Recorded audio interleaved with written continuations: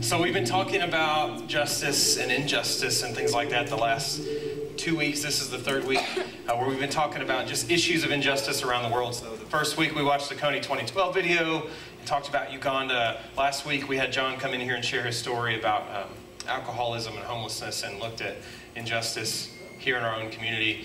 And then tonight we're going to talk about injustice around the world. And this Friday night is Rock the Chains. Who's heard about that? It's good, yeah.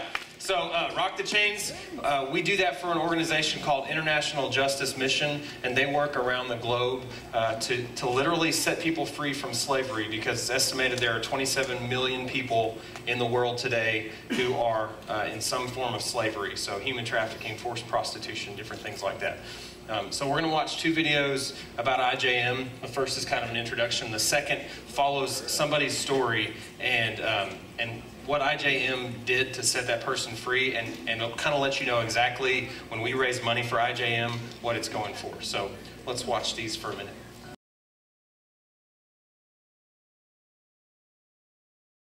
And feel disconnected from it, like, oh, that's something that just happens somewhere else in the world. But just so you know, there have been recent arrests in Nashville, in Atlanta, in places and cities and towns around us for things just like this. So this is not just a problem in India. This is something that's happening like here, in our own backyard. And so it's an important issue for us to think about. And there's a couple ways to think about it. One of the ways is to think about, this is just it's a good deed. This is a basic human right, and I agree with that. Like, it's a basic human right that people would have freedom, and I totally agree with that, and we need to fight for that. But there's some deeper ways for us as Christians to think about it. So what's God's connection to justice? And depending on what God's connection to justice is, what's our connection to God's mission of justice in the world?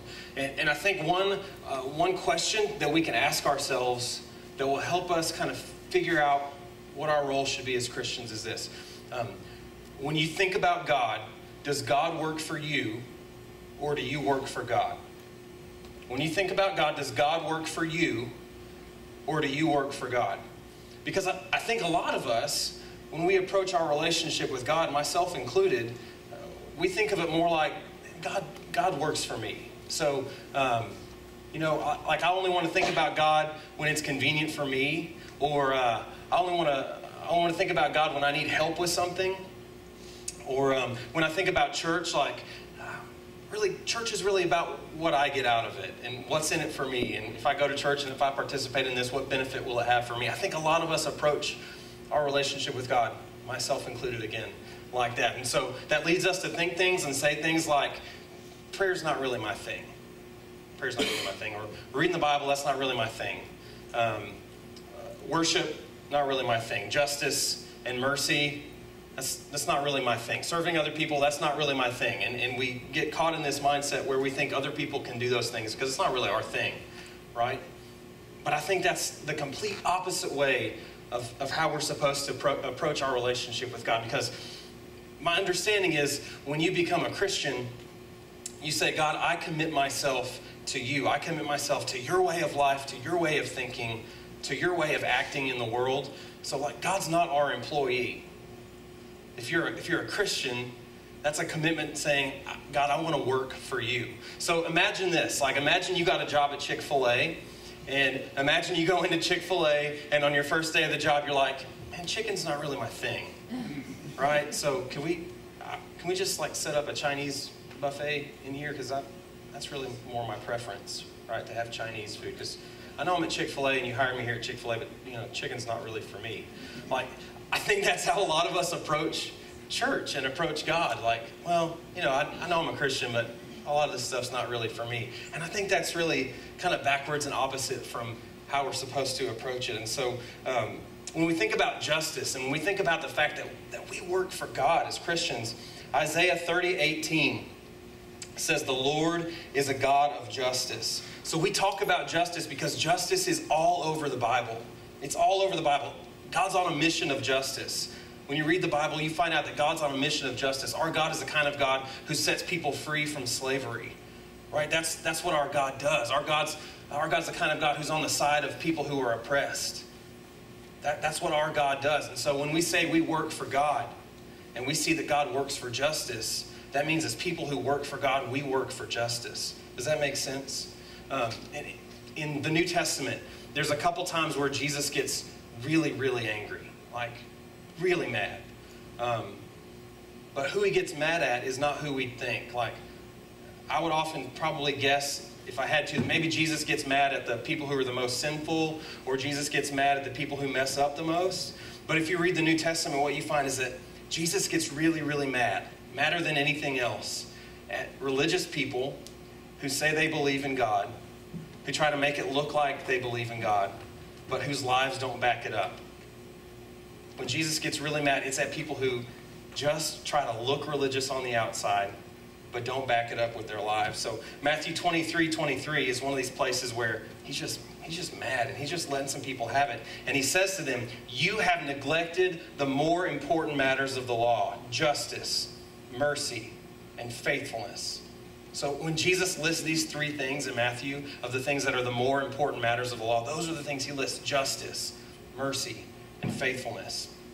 So again, I think we've got to ask ourselves, when we think about God, does God work for us, or do we work for God? This week is a big week for us in terms of justice. And about 4 or 5 years ago, we decided, you know what, God works for justice, and we want to join in that. And so we started Rock the Chains. Not just so we could hear some good music, not just so we could have a fun event, but because we believe that our God is the kind of God who wants to set people free. And we believe that through Rock the Chains and through IJM and through supporting them, we can actually participate in that. So we're going to watch a quick video just about Rock the Chains. I know a lot of you have been there, but maybe some of you haven't. And is Mallory here? No. No, okay.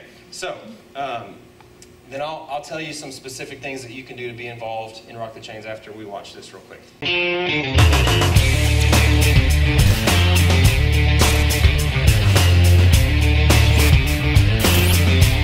My name is Kendall Gilfillan. I'm 18 years old. And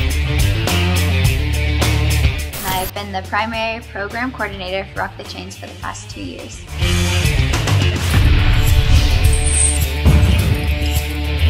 Rock the Chains is a benefit battle of the bands.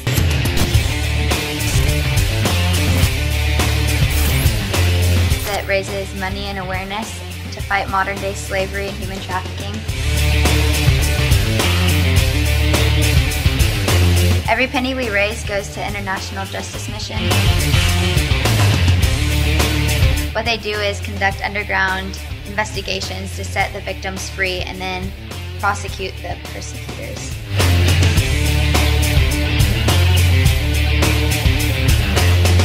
My dream for Rock the Chains is that it will continue to grow to be a national thing, to where we don't even need to rock the chains anymore, so that we can say that our generation rose to the occasion and we actually ended modern day slavery.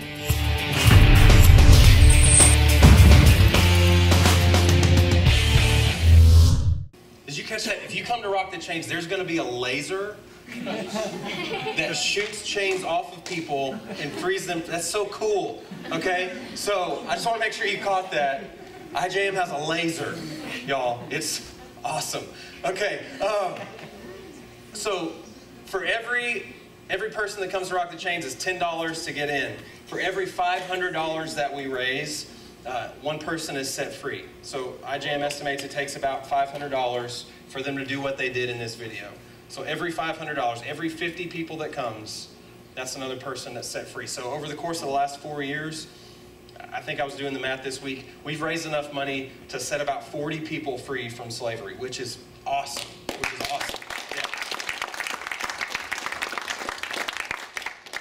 But the only way that happens this year and any year is if you're here and if you're supporting it. There's $10 t-shirts. All the money for that goes to IJM. Invite your friends. And you don't have to go to church here to come to Rock the Chains. We want to fill this room up, but people aren't going to come to Rock the Chains if I invite them, because I'm not that persuasive or cool. But if you invite them, you're slightly more persuasive and cool than I am. So there's a Rock the Chains Facebook event, so you can get on there and download the logo, put that as your profile picture this week. There's flyers, maybe we might have some flyers out here that you can pass out at school.